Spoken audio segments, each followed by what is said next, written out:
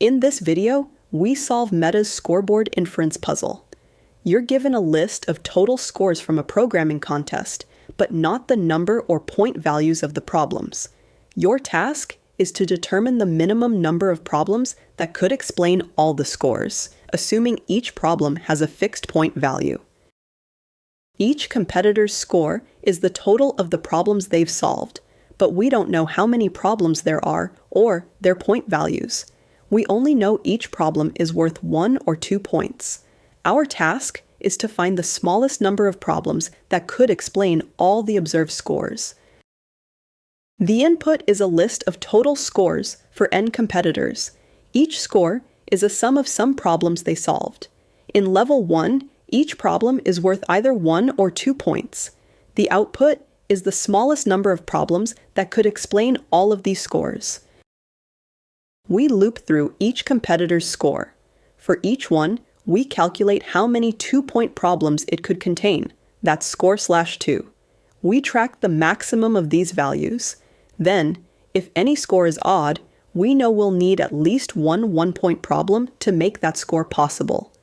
In the end, we return the total number of problems, the number of 2-point problems plus 1 if needed for a 1-point problem. In level 2, the task remains the same, but the possible point values are now 1, 2, or 3 instead of just 1 or 2.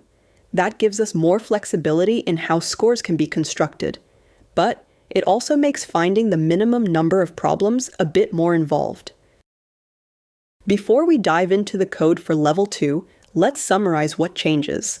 Problem values can now be 1, 2, or 3, which gives us more flexibility. We still want to use the fewest problems, so we prioritize 3-point problems first, then patch remaining scores with 1s and 2s if needed. We'll also apply a small optimization to reduce total problem count when possible. To solve level 2, we want to use as many 3-point problems as possible, since that reduces the total number of problems. We look at the highest score and figure out how many 3-point problems it could use. But some scores might still need a little extra, like a 1-point or 2-point problem, to match their total. So, we check if any score has a remainder of 1 or 2 when divided by 3. If yes, we add 1 or 2 extra problems accordingly. There's also a small optimization.